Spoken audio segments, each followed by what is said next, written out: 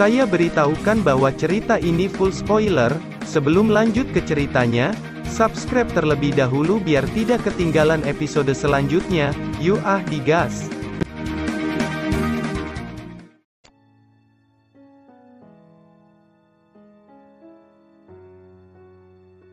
Melanjutkan dari cerita sebelumnya, scene berganti. Di alam Dewa Darah, sesosok orang yang duduk dengan tenang tiba-tiba membuka mata. Dia adalah orang yang mempresentasikan jiwa dengan Sioyan sebelumnya.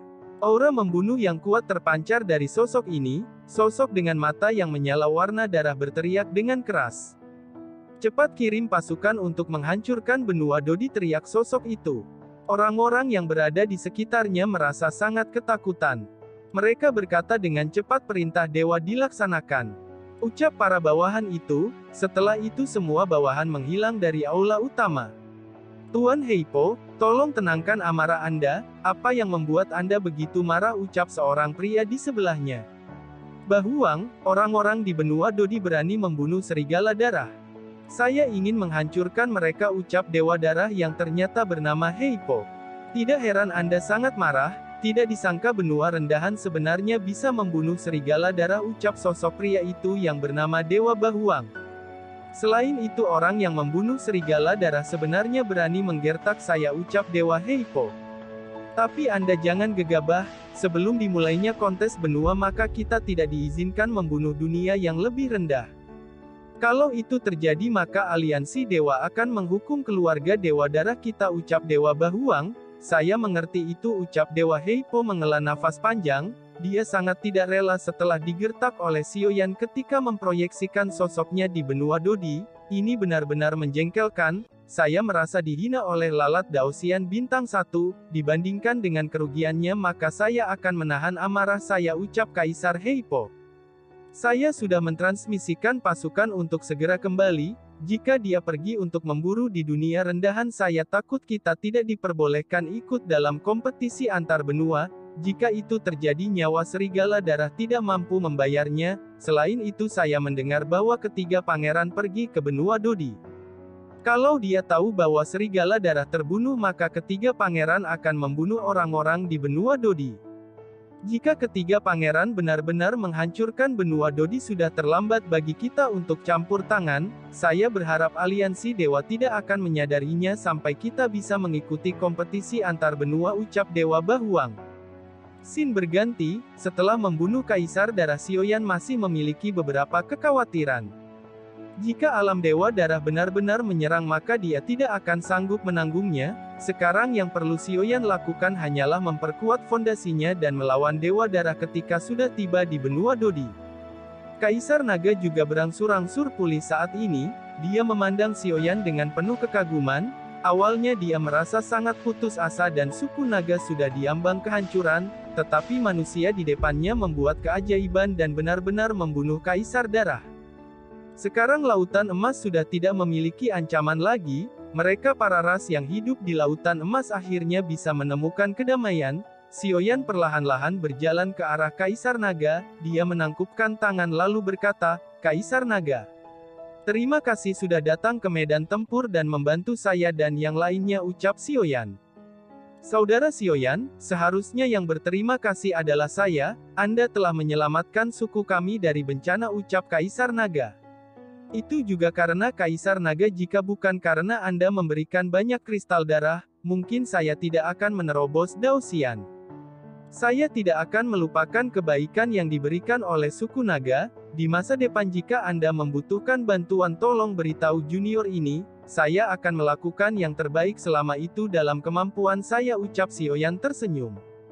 Hahaha, saya datang ke sini juga karena Zian yang memberitahu semua situasi Anda. Sekarang perang telah berakhir. Untuk merayakan kemenangan ini saya mengundang Anda ke suku naga untuk mengadakan pesta, ucap Kaisar Naga tertawa dengan lepas. Undangan Anda akan saya penuhi di lain waktu. Ada hal yang harus ditangani oleh junior ini. Setelah urusan saya selesai saya akan datang ke suku naga Anda, ucap Sioyan. Urusan penting seperti apa yang harus Anda tangani? Mengapa Anda tidak memberitahu suku naga kami, ucap Kaisar Naga. Saya ingin menemukan buah 9 kehidupan secepat mungkin. itu akan saya gunakan untuk menolong teman saya dan juga kepala suku klan Duyung. Sekarang kepala suku klan Duyung tidak mempunyai banyak waktu, oleh karena itu junior harus bergegas sebelum semuanya terlambat, ucap Sioyan. Oh, karena ini sangat mendesak maka saya akan memberikan buah 9 kehidupan yang ada di tangan saya kepada Anda. Anda harus sesegera mungkin menolong Raja Suku Duyung terlebih dahulu. Serahkan kepada saya untuk menelusuri reruntuhan ini. Jika saya menemukan pohon buah 9 kehidupan saya akan memberitahu Anda secepat mungkin, ucap Kaisar Naga.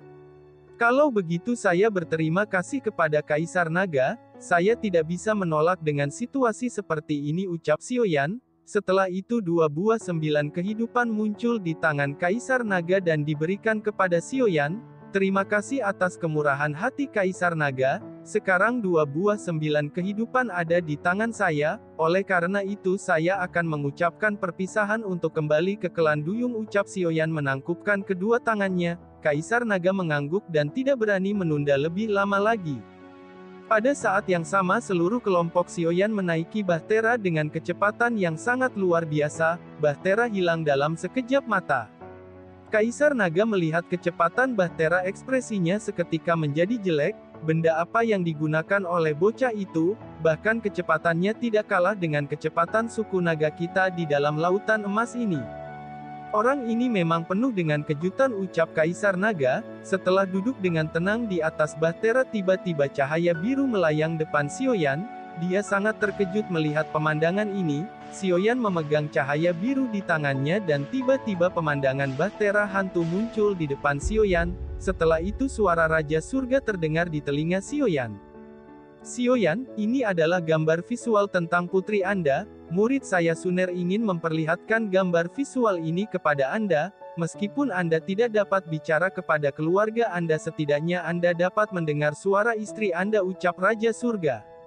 Putri, apakah Suner melahirkan bayi perempuan, gumam Sioyan? Pada saat yang sama gambar visual mulai terlihat di depan mata Sioyan. Pandangan yang muncul adalah Sun Er memegang bayi perempuan dalam pelukannya. Dia melihat ke depan dan berkata, Sioyan GG.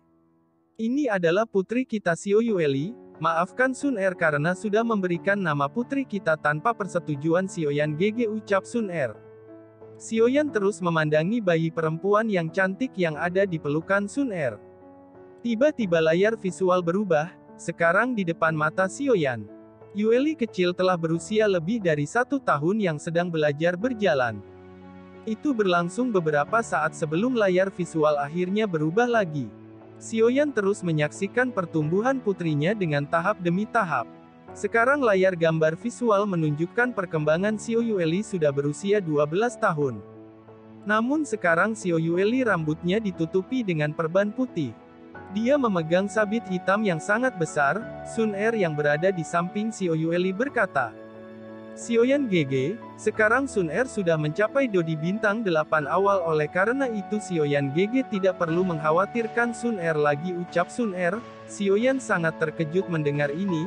Terakhir kali Sun Er hanya memiliki kekuatan di Dodi bintang 4. Sekarang Sun Er sudah mencapai kekuatan bintang 8 awal, kecepatan kultivasi seperti ini bukankah sudah melawan langit? Sun Er lalu berkata lagi, Sioyan GG. Perban pada Xiao Yueli hanya untuk menekan garis darah yang ada di dalam tubuhnya. Guru mengatakan bahwa garis darah dari Xiao Yueli sangat kuat, oleh karena itu hanya ketika kekuatan Xiao Yueli sudah mencukupi, maka dia secara alami akan bisa mengendalikan garis darah. Pada saat itu perban yang menutupinya akan dilepas. Sioyan GG, sekarang kekuatan Xiao Yueli sudah berada di tingkatan Dodi bintang 8 awal, ucap Sun Er tersenyum. Mendengar kata-kata Sun Er, Sioyan tidak bisa menangis atau tertawa. Usia 12 tahun sudah memiliki kekuatan Dodi bintang 8. Jika anggota Shokumen Sion mengetahui ini, mereka akan seketika bunuh diri. Sioyan memulihkan ketenangannya lalu gambar visual berubah. Sioyan saat ini melihat sosok gadis muda yang sangat cantik, rambut terurai rapi dan rambut itu berwarna merah muda. Sosok gadis muda ini secara alami putrinya yaitu Xiao Yueli. Di dalam Bahtera Xiao Yueli menghancurkan tiang-tiang Bahtera dengan sabit besar. Sosok Sun Er yang menghampirinya lalu berkata, "Xiao Yueli, sudah berapa kali ibu mengatakan jangan berlatih teknik bertarung di atas bahtera, berlatihlah di ruang latihan yang sudah dipersiapkan oleh guru besar. Anda tahu jika guru merasakan sakit kepala saat memperbaiki bahtera ini," ucap Sun Er. Xiao Yueli sama sekali tidak menghiraukan kata-kata Sun Er, dia mendekati dan memeluk ibunya saat berkata, "Ibu. Seperti apakah wajah ayah saya? Mengapa dia tidak pernah menemui kita? Apakah dia tidak peduli dengan kita?" tanya Xiao Yueli. Xiaoyan yang mendengar ucapan Xiao Yueli sedikit malu, dia tahu pertanyaan seperti ini akan ditanyakan oleh putrinya tetapi dia juga tidak berdaya. Sun Er menggaruk kepala putrinya lalu berkata, "Xiao Yueli, kamu harus tahu bahwa ayahmu sangat tampan, cepat atau lambat kamu akan bertemu dengannya. Ketika saat itu tiba kamu harus selalu mendengarkan apa yang dikatakan oleh ayahmu," ucap Sun Er. "Jika ayah saya memiliki sikap yang buruk seperti guru besar maka saya tidak akan bersikap baik padanya," ucap Xiao Yueli menoleh ke arah Raja Surga dengan ekspresi cemberut. Xiaoyan yang mendengar itu dia tertawa terbahak-bahak, bahkan putrinya berani mengolok-ngolok keberadaan yang mengerikan seperti Raja Surga. Sun Er yang berada di dalam layar visual sekali lagi berkata, "Xiaoyan GG." Sun Er hanya bisa menunjukkan gambar visual sampai di sini. "Ketika waktunya tiba keluarga kita akan bersatu kembali," ucap Sun Er. Setelah dia selesai bicara gambar visual di depan mata Xiaoyan menghilang. Pada saat yang sama Xiaoyan sudah tiba di Klan Duyung. Banyak orang-orang Klan Duyung yang melihat ke arahnya menjadi gempar. Jika Xiaoyan kembali dengan kondisi selamat itu sama halnya Kaisar Darah sudah dikalahkan. Xiaoyan bersama kelompoknya dengan cepat menuju ke arah Istana Kristal. Pemandangan di suku Duyung telah banyak berubah. Di sepanjang jalan terdapat tanaman-tanaman yang indah membuat orang sangat terpesona. Saat melihat Xiaoyan banyak anggota suku Duyung mengungkapkan rasa hormat. Munculnya Xiaoyan segera menyebabkan sensasi di keluarga suku Duyung. Mereka ingin tahu apakah Xiaoyan berhasil membunuh Kaisar Darah. Di dalam Istana Kristal Putri Qianning menyambut dengan tergesa-gesa ketika mendengar bahwa Xiaoyan dan kelompoknya datang. Saat Xiaoyan melihat Putri Qianning dia tersenyum lalu berkata, "Saya sudah mendapatkan buah 9 kehidupan, sekarang izinkan saya menemui ayah Anda," ucap Xiaoyan. Mendengar ini Qianning sangat gembira lalu berkata, "Tuan Xiaoyan. Saya tidak akan berhenti untuk mengucapkan terima kasih kepada Anda, sekarang Anda bisa mengikuti saya untuk menemui ayah saya," ucap Qianning membawa Xiaoyan ke kolam ramuan. Sesampainya di kolam ramuan Xiaoyan berkata, "Saya akan segera memulai memurnikan buah 9 kehidupan, jika saya membutuhkan sesuatu maka saya harus merepotkan kalian," ucap Xiaoyan. Xiaozan sangat bersemangat ketika sampai pada kesempatan ini, dia akhirnya memiliki peluang untuk mendekati Putri Qianning. "Putri Qianning, mari kita pergi dan mencari tempat duduk untuk menunggu perkembangan. Kita tidak diperbolehkan mengganggu ketika Xiaoyan memurnikan buah 9 kehidupan," ucap Xiaozan dengan senyum di mulutnya. Putri Qianning menganggukkan kepalanya dan segera berjalan bersama Xiaozan. Xiaoyan hanya tersenyum dan mulai mendekati kolam ramuan tempat Raja Duyung berbaring di kolam. Pada saat ini kondisi kepala suku Duyung sudah semakin memburuk. Itu sudah menunjukkan bahwa tidak bisa dibiarkan lebih lama lagi. Raja Duyung yang merasakan hadirnya Xiaoyan dia perlahan-lahan membuka matanya lalu berkata, "Dermawan, Anda telah kembali," ucap Raja Duyung dengan terengah-engah. "Saya sudah menemukan buah 9 kehidupan untuk Anda. Sekarang saya berharap semua akan berjalan lancar dan luka Anda bisa disembuhkan. Saya harus memberitahu Anda terlebih dahulu bahwa prosesnya akan sangat menyakitkan. Anda harus mampu mengatasi melewati rasa sakit ini," ucap Xiaoyan. Raja Duyung menganggukkan kepalanya untuk mengkonfirmasi bahwa dia sanggup menanggung rasa sakit. Xiaoyan mengeluarkan buah 9 kehidupan di tangannya. Baginya memurnikan buah 9 kehidupan merupakan hal yang sangat mudah. Xiaoyan segera membungkus buah 9 kehidupan dengan nyala api. Suhu yang tinggi seketika membuat buah 9 kehidupan menjadi cair. Dengan cepat cairan itu memasuki mulut Raja Duyung. Cahaya biru yang menyilaukan terpancar dari tubuh Raja Duyung. Seiring berjalannya waktu cahaya-cahaya itu semakin tebal. Seluruh tubuh Raja Duyung seperti terbakar oleh api penyucian. Suara teriakan yang sangat keras terdengar di seluruh istana kristal. Raja Duyung merintih kesakitan, dia tampak seolah-olah dibakar hidup-hidup oleh cahaya biru ini. Kepala suku, Anda harus bertahan dari rasa sakit ini. Selama Anda mampu menahannya, luka Anda akan sembuh. Jika Anda tidak dapat menanggung rasa sakit ini, semua prosesnya akan gagal dan apa yang sudah diperjuangkan akan sia-sia, ucap Sioyan. Raja Duyung menggertakkan gigi lalu berkata dengan bangga, Tuan Dermawan, rasa sakit ini tidak sebanding dengan apa yang saya derita selama bertahun-tahun. Tuan Dermawan tidak perlu khawatir, apapun yang terjadi saya pasti akan bertahan, ucap Raja Duyung dengan wajah yang sangat menyakitkan. Cahaya biru semakin kuat dan cahaya biru membungkus seluruh tubuh Raja Duyung seperti kepompong. Setelah cahaya biru membungkus seperti kepompong, teriakan keras berangsur-angsur berhenti. Saat Sioyan melihat ini, wajahnya dipenuhi dengan kegembiraan. Akhirnya masa-masa kritis telah dilewati. Sekarang hanya menunggu kepala suku untuk sepenuhnya memulihkan kondisinya, gumam Sioyan. Sioyan perlahan-lahan berjalan keluar dari kolam ramuan. Siozan dan Qian Ning yang melihat Sioyan datang, mereka langsung berdiri. Tuan Sioyan, apakah ayah saya berhasil menyerap buah 9 kehidupan? Tanya Qian Ning dengan cemas. Semua berjalan dengan lancar, ayah Anda berhasil menyerap buah 9 kehidupan. Sekarang ayah Anda hanya membutuhkan waktu beberapa bulan untuk pulih sepenuhnya, ucap Sioyan. Mendengar ini, Putri Qian Ning dipenuhi dengan rasa syukur yang sangat besar. Dia dengan cepat bersujud di depan Sioyan sebagai mengungkapkan rasa terima kasih. Sioyan melihat ini, dia segera mengangkat tubuh Putri Qian Ning dengan kekuatan yang tidak terlihat.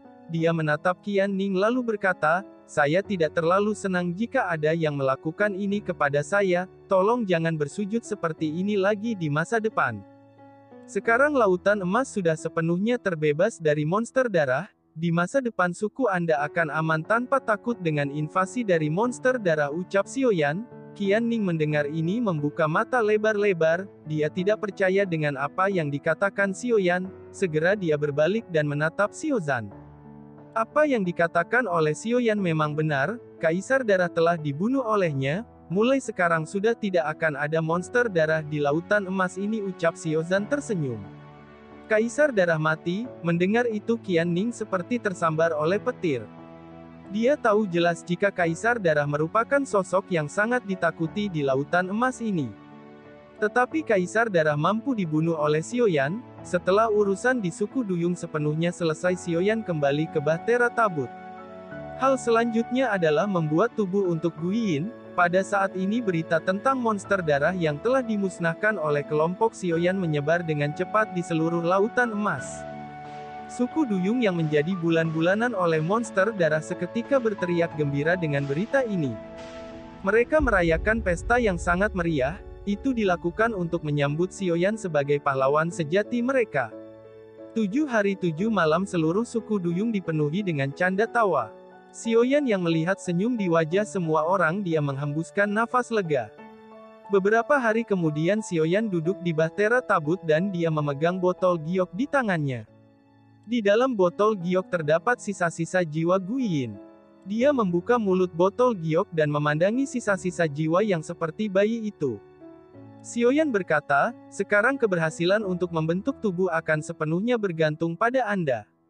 Jika Anda memiliki kemampuan untuk bangkit, maka Anda dapat sepenuhnya membentuk tubuh dengan bantuan buah 9 kehidupan ini, ucap Sioyan pengambil buah 9 kehidupan dan memurnikan dengan api surgawi. Sesaat kemudian itu mencair dan cahaya biru yang menyilaukan membungkus sisa-sisa jiwa Guiyin. Waktu terus berlalu tetapi tidak ada tanda-tanda cahaya biru berfluktuasi. Segala sesuatu sudah ditakdirkan. Tampaknya Guiyin tidak mampu melewati situasi ini, ucap Sioyan sangat tidak percaya jika Guiyin gagal. Karena ini masalahnya, saya akan mencoba membantu Anda dengan kekuatan saya, ucap Sioyan mengulurkan kedua tangannya. Segera setelah itu kekuatan benua membungkus jiwa Guiyin. Setelah beberapa saat jiwa Guiyin akhirnya menunjukkan tanda-tanda semakin menguat. Kekuatan benua sebenarnya sangat misterius. Bahkan itu memiliki sifat memperkuat sisa-sisa jiwa, ucap Sioyan. Melihat peningkatan ini, Sioyan menghembuskan nafas lega. Dia juga tidak menyangka bahwa kekuatan benua memiliki efek seperti ini. Pada saat kini cahaya biru yang membentuk kepompong mulai berfluktuasi. Suara seperti detak jantung terpancar dari cahaya biru. Karena Anda telah membantu saya saat menghadapi ketua aliansi bayangan, saya akan membayar hutang ini dengan menghidupkan Anda kembali, ucap Sioyan. Di dalam cahaya biru sosok seperti bayi meringkuk seolah-olah berada di dalam rahim seorang ibu. Itu disertai jantung yang berdetak kencang di dalam kepompong itu, hanya masalah waktu sebelum Guiyin akan benar-benar dibangkitkan. Setelah menyelesaikan semua urusan, Sioyan mengucapkan selamat tinggal pada suku Duyung. Sekarang Sioyan ingin menelusuri seluruh reruntuhan, karena seluruh monster darah telah musnah. Sekarang Sioyan membawa seluruh anggota Sokumension. Dia merasa jika reruntuhan itu bukanlah tempat yang sederhana. Setelah 10 hari berlalu, kelompok Sioyan sudah berada di reruntuhan. Selama periode ini Sioyan juga merawat kepompong Guiyin. Dia juga memastikan jika pertumbuhan tubuh Guiyin tidak memiliki masalah. Di sepanjang lautan emas, suku-suku kecil yang selalu bersembunyi telah menunjukkan diri. Mereka berani muncul karena mendapatkan berita bahwa monster darah telah musnah dari lautan emas ini. Mereka mulai kembali kepada tempat mereka dan lautan emas ini terlihat sangat hidup. Itu membuat kelompok Sioyan dipenuhi dengan kegembiraan. Saat memasuki reruntuhan, dua sosok dengan cepat menuju ke arah Sioyan. Mereka berlutut lalu berkata, "Tuan Sioyan, saya diperintahkan oleh Kaisar Naga untuk menunggu kedatangan Anda." Ucap dua sosok itu yang ternyata orang yang dikirim Kaisar Naga. Pada saat yang sama suara hangat terdengar, "Saudara Sioyan, Anda sudah berada di sini," ucap sosok Kaisar Naga perlahan-lahan berjalan menuju ke arah Sioyan. Sioyan tersenyum dan menangkupkan kedua tangannya dengan sangat sopan. "Saudara Sioyan, sekarang Anda orang pertama di benua ini yang mampu menembus ke tingkat Daosian. Sekarang posisi Anda sangat tinggi, oleh karena itu Anda tidak layak untuk sopan di hadapan saya," ucap Kaisar Naga. Kaisar Naga terlalu memuji junior ini, tidak peduli apakah itu status lebih tinggi. "Namun saya masih membutuhkan saran dari para senior seperti Anda," ucap Sioyan. Kaisar Naga sangat senang dengan kata-kata yang diucapkan oleh Sioyan. "Anda memang layak menjadi seorang pahlawan di generasi muda. Saya yang lama sangat mengagumi saudara Sioyan. Baiklah, selama periode waktu ini saya menjaga tempat ini dengan benar. Karena Anda telah datang maka saya akan pergi menuju suku naga. Saudara Sioyan, setelah Anda menemukan apa yang Anda cari, saya harap Anda akan menemui saya di suku naga," ucap Kaisar Naga. "Mengapa Anda tidak di sini untuk mencari sesuatu bersama dengan kami? Bukankah reruntuhan ini sudah menjadi tanah tanpa pemilik? Oleh karena itu Anda harus mencari harta karun di reruntuhan ini bersama kami," ucap Sioyan tersenyum. Kaisar Naga sangat terkejut dengan apa yang dikatakan oleh Sioyan. Dengan begini bisa dikatakan jika kedua orang saling membalas budi. Terima kasih sudah nemenin Mimin sampai akhir. Tunggu episode selanjutnya. Sampai jumpa.